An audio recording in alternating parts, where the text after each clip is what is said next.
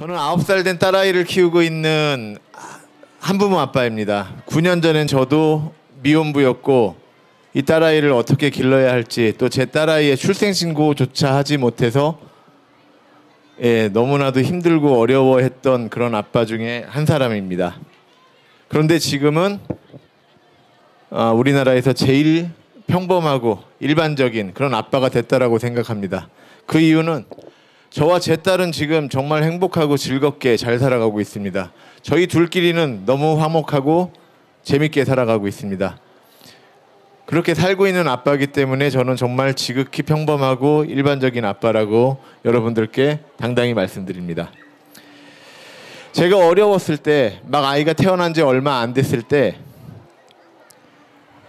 그런 말들을 참 많이 들었습니다. 어떤 말이었냐면, 가난한 주제에 왜 한부모이면서 아이를 낳았냐고, 네가 아이를 어떻게 기르냐고, 너처럼 가난한 한부모 밑에서 자라야 하는 아이는 무슨 죄가 있냐고.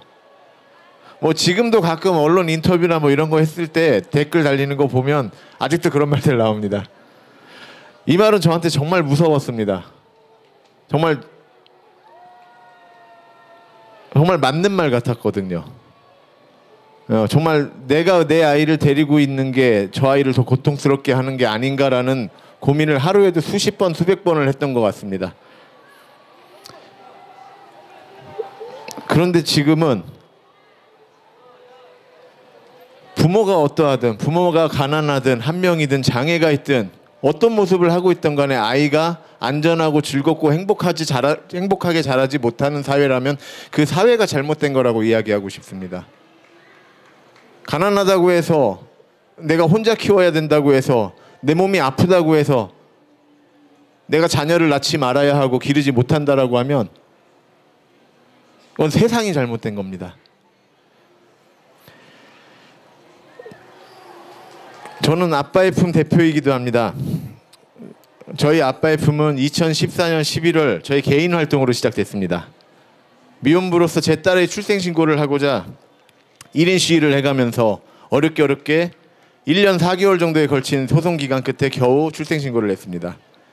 제 딸아이가 출생신고 됐다라는 소식이 언론을 통해서 알려지면서 한 2달쯤 뒤에 해남에서 한 아기 아빠가 저랑 똑같은 사연이라고 자기 딸아이의 출생신고를 도와달라며 찾아왔었습니다.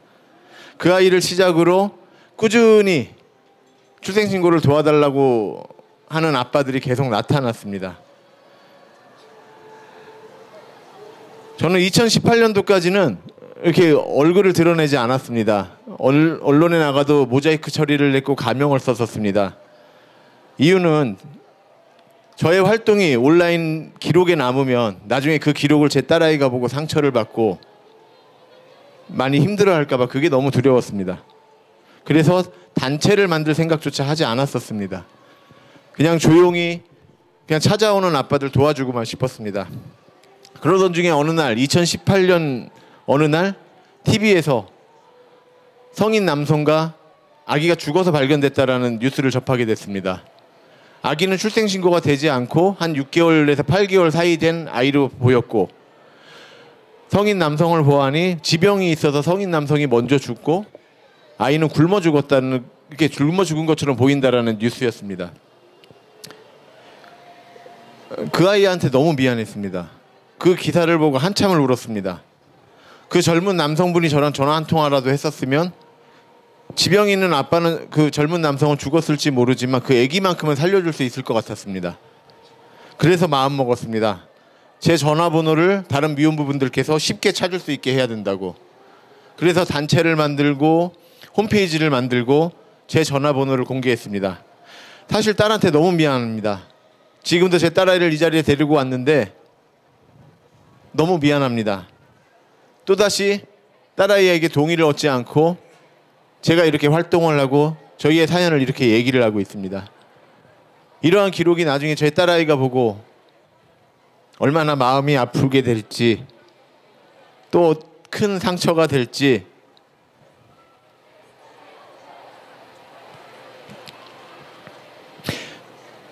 그래도 그 상처와 아픔보다는 아기들이 죽는 것보다는 나을 것 같습니다.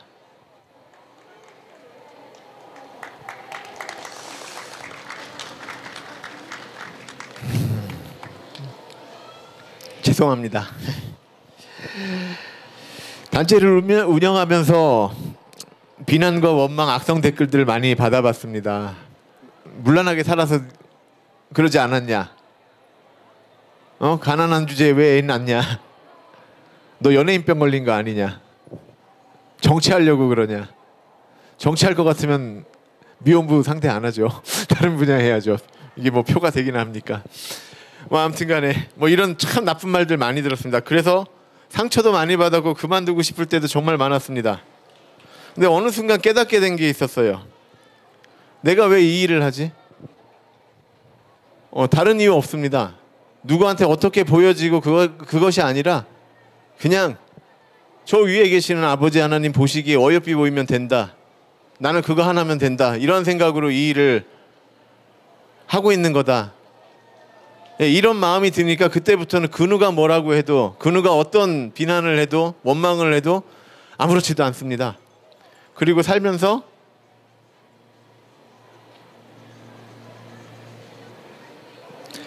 지금처럼 자신감 있고 당당해 본 적이 없는 것 같습니다.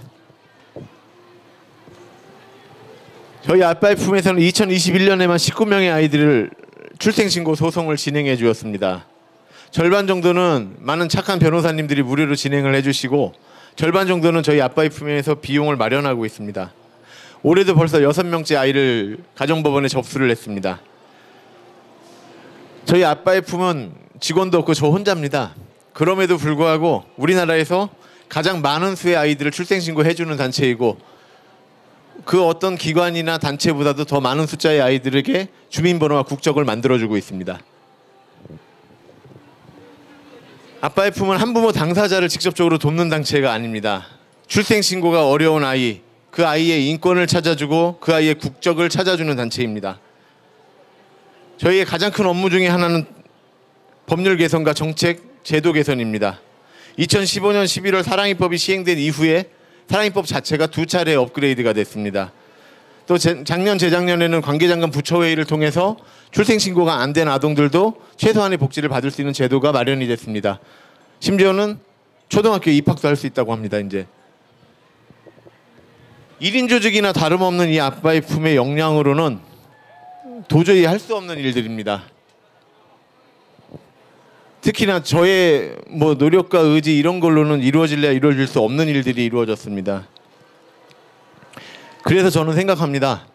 이 모든 거는 아버지 하나님께서 해주신 일이다. 제가 한 거 하나도 없고 제 딸아이의 출생신고조차도 제가 한 거 없는 것 같습니다. 정말로 아버지 하나님께서 해주신 것 같습니다. 저는 원래부터 착한 사람이 아닙니다. 지금도 개가 천선 중에 있고 그냥 돌아온 탕자일 뿐입니다. 그래서 저는 신앙심도 얕고 성경도 잘 모릅니다. 근데 그 성경 중에서 제가 아는 유일한 한 구절, 가서 너도 이와 같이 하라. 이 구절은 우리 베이비박스의 이종남 목사님께서 제일 많이 간증의 제목으로 사용하시는 구절이기도 합니다. 저도 8, 9년 전에 베이비박스로부터 기저귀와 분유를 지원받으면서 제 아이를 지켜나왔습니다. 이 베이비박스가 있어서 저희 그 가정이 지켜졌었고 또 베이비박스를 통해서 저희 가정을 살려주셨더니 저희 가정이 또 수십 가정에 다른 미혼부 가정을 도움을 줄 수 있게 됐습니다. 그렇게 하면서 저희 이종남 목사님과 많이 협력을 하고 또 많이 보면서 또 그 이종남 목사님의 모습을 보고 배우면서 그분을 흉내내면서 지금 살아가고 있는 것 같습니다. 이제 작년 11월부터는 베이비박스의 팀장, 책임팀장 역할을 맡고 있습니다. 지금 베이비박스는 제가 총괄 운영을 하고 있습니다. 오늘 아침에도 1978명째 아이를 받고 왔습니다. 다행히 이 아이의 엄마는 저희와 이야기가 잘 돼서 입양을 보내실 것을 결정하셨습니다. 예. 베이비박스는 단순하게 아이들의 보호만 해주는 곳이 아닙니다. 들어온 아이를 데려온 엄마나 아빠와 상담을 통해서 그들이 아이의 출생신고를 해주게 하고 이왕이면 저희의 도움을 받고 본인이 직접 아이를 기를 수 있게끔 권하고 그게 안 된다고 하면 그러면 입양이라도 갈 수 있게끔 출생신고를 해달라고 설득을 합니다. 이 출생신고라도 돼야지만 아이들이 입양을 갈 기회가 생기니까요.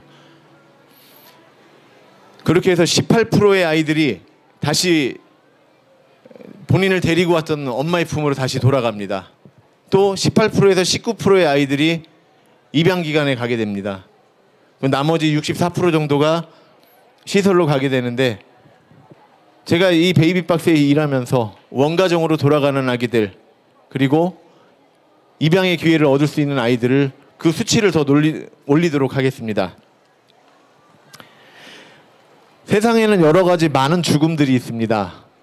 전쟁으로 인해서 죽는 아이들, 죽는 사람들도 있고, 질병, 사고, 정말 많은 죽음들이 있습니다. 근데 여러 가지 죽음들 중에서 정말 처참하고 정말 슬프고 정말 일어나서는 안 되는 죽음은 부모에 의한 죽음인 것 같습니다. 나를 무한히 사랑해줘야 되고 무한히 지켜줘야 되는 그 부모로부터 죽음을 당하는 것만큼은 이 세상에서 없어져야 될 죽음 같습니다. 베이비박스는 그러한 죽음을 줄이고, 단 한 명의 아기라도 길에서 죽어서 발견되는 것을 막고, 단 한 명의 아가들이라도 살아서 태어나고 이 땅에서 살아갈 수 있도록 하기 위해 존재합니다. 저희 베이비박스와 아빠의 품을 위해서 많은 응원과 기도 부탁드립니다. 감사합니다.